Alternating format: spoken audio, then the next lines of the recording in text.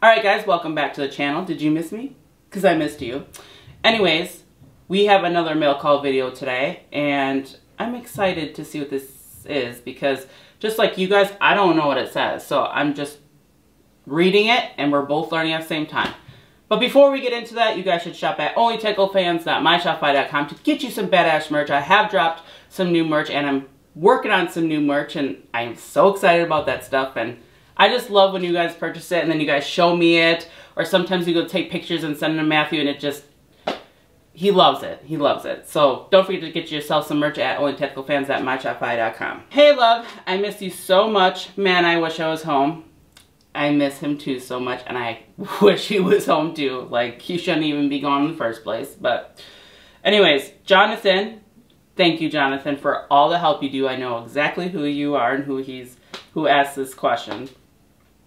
Alright, Jonathan from Michigan asked, so let's speak on a topic that gets touched on a lot on Reddit. Bear defense. Nobody ever talks about wolf defense, cougar defense, coyote defense, or moose defense. It's always about the poor bear.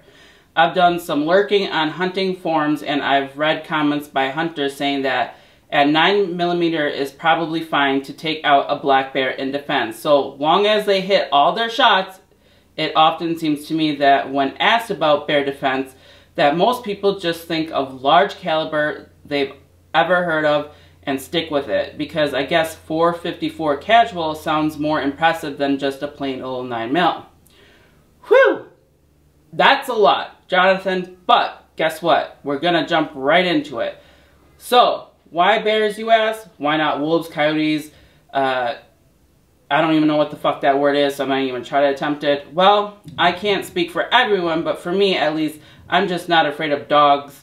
I'm a higher in the food chain, and I can kill and eat them if I want to, period. Because of where I live, as a kid, people would abandon feral dogs on our road, and on more than one occasion, I had to take them out in hand-to-hand, or shall I say hand-to-teeth combat. So the only way the dog scares me is if they are in a pack and I'm unarmed, or if they're trained to attack dogs and I'm unarmed. That will most likely never happen, so dogs just don't inspire fear in me at all. Hell, it ain't even a fair fight as far as I'm concerned. But bears, I'm 99% sure I will not win in hand-to-hand combat. Now, give me a good old blade and things might look a little better, but I'm still likely gonna lose.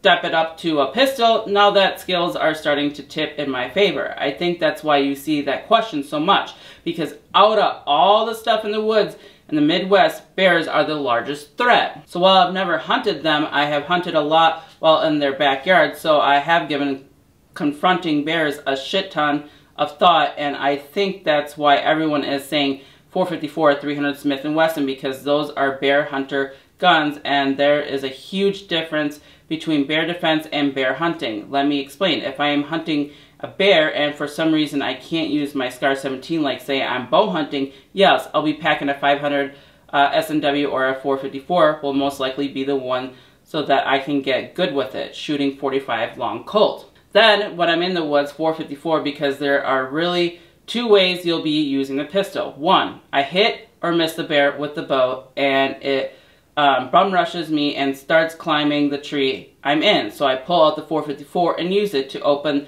the gates of hell on Mr. Bear. Or two, you hit the bear and you're tracking it. Gun already out, you find it and it comes at you. Or it's not dead and you need to put it down. The point is, if you're a bow hunter, you should be getting to your hunting stand without the wildlife even knowing you're there. So in the 2 acres where you need to use your handgun, you know ahead of time and you get it ready for it.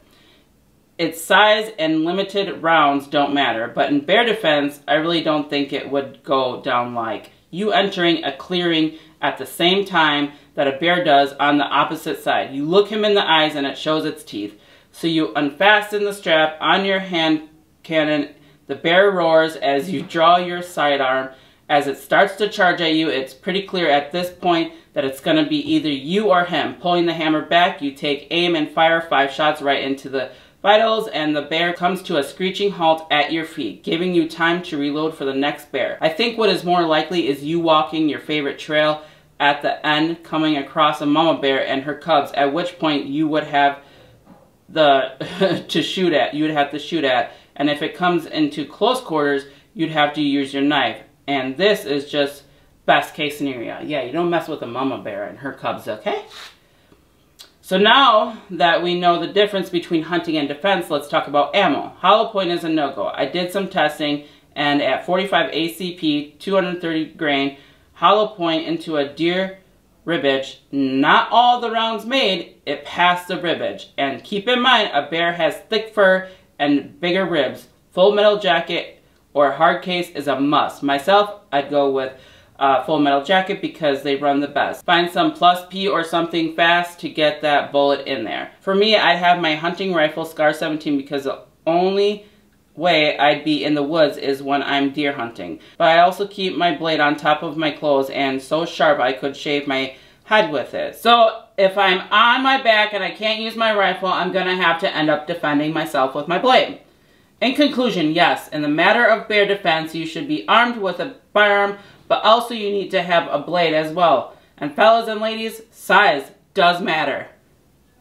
Too big and you won't be able to use it due to lack of mobility, and too small and it's gonna do damage fast. I feel like a good fizz blade between 8 and 12 inches is more than appropriate and it'll do the job. Preferable a K-bar fighting knife, and remember, it has to be sharp. If you can't shave with it, then it ain't sharp enough. We're fighting a bear here, meaning we gotta cut through thick fur. Several layers of fat and muscle just to even tickle. A special thank you for Jonathan from Michigan for suggesting this awesome video. If you have any questions, feel free to drop me a line and write me. I will respond. And the address to write him is right here. That's also in the description. Alright, let me know what you guys think down below. If you like this video, give it a thumbs up, comment, and subscribe.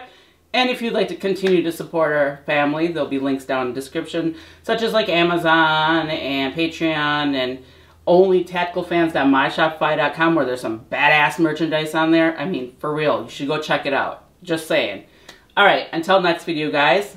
Peace. Guys, welcome back to the channel. Alright guys, welcome back to this channel, and today we have another video of mail call. And if you don't know what mail call is, it's basically a letter from Matthew and I read it because he's awesome and I'm awesome and we all awesome and blah blah pop. Alright guys, welcome back to this channel.